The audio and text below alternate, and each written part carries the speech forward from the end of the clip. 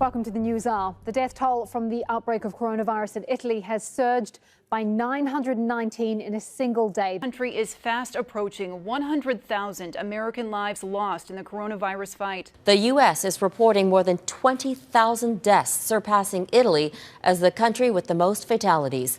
The number of deaths here in the United States has just crossed 100,000. 100,000 plus gone. The United States alone has lost more than 100,000 loved ones to COVID-19. The effect on our lives, jobs, and physical beings have begun to acclimate to being stuck inside. But what about our minds?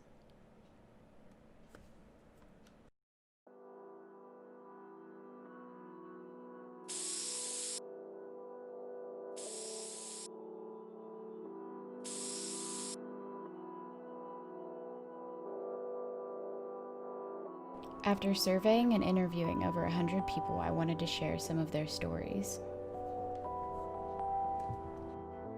Is this how you Zoom?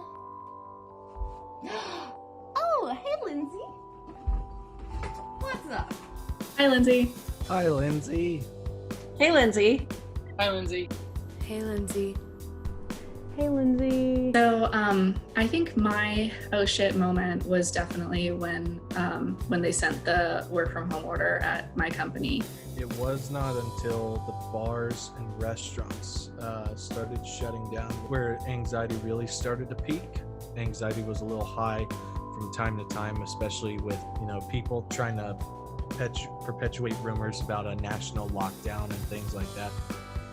I realized it was serious when the rumors that we were going to have a shelter-in-place order weren't rumors. But yeah, definitely each day it felt like it was getting worse, and then all of a sudden, and it really was very sudden, like we just got an email company-wide, like in the middle of the day, and it was just like, okay, take your stuff, get out of here, like this is what we're doing.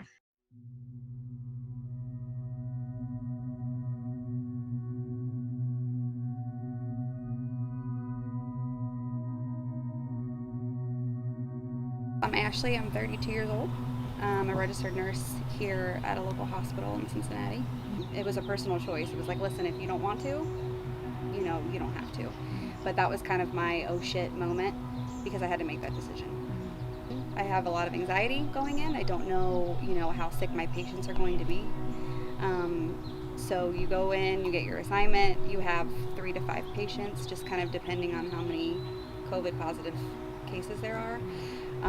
And it's pretty much, you look at your assignment and you're like, okay, who's the sickest? Who do I need to see first? Mm-hmm. But the scary part is that your sickest patient can be the least of your worries by the end of your shift because the patients tank and they tank pretty fast. Really? Is that like going home after like a day where you've had like one of your patients pass?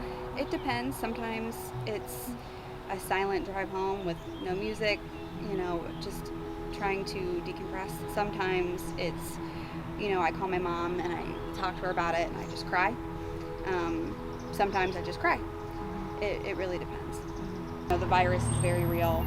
I work with it every day. It's devastating, it's debilitating, it is just ripping through families.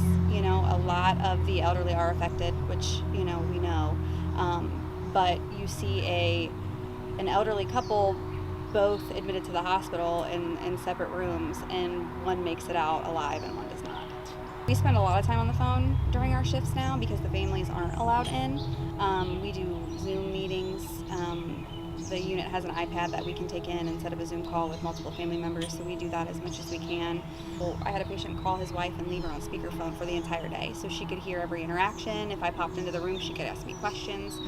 But it's very scary for the patients, and I don't feel they do as well because they can't have their support system there. I feel like it's 10 times harder. You can't convey things that you don't say with, body language and facial expression. A lot of times you're talking to someone through your mask on the phone, which makes it hard as well, and then it's hard to know how to comfort someone over the phone, where you previously, like I would embrace a family member if they were upset, and that's not something that you can do on a Zoom call. They're afraid and they don't have the comfort of their friends or family in the hospital.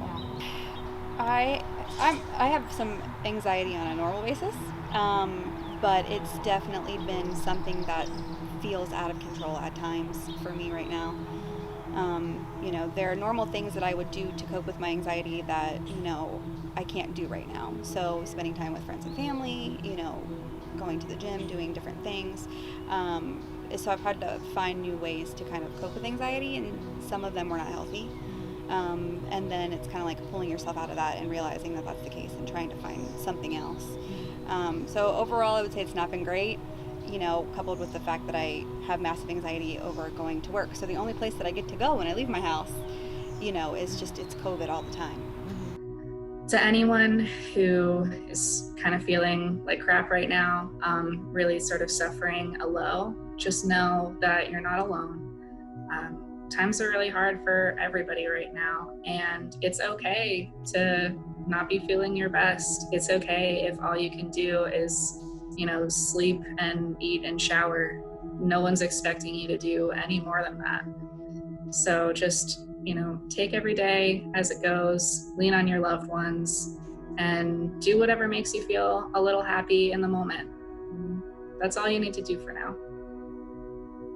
For anyone out there who's struggling, just know that you're not alone and you're not the only one struggling. Everyone is having a hard time with this.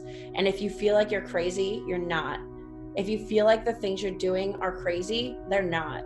Everyone copes in their own way, and it's okay to cope the way you need to, as long as you're staying safe and healthy and you're keeping people around you safe as well. Any way that you need to cope is okay. I think everybody's coping in ways that they think is right for them. And I'm not somebody that can say things are good or bad for anybody. It's just finding what works for you. But, you know, it's a marathon that we're in, not a sprint. And these are really hard miles right now.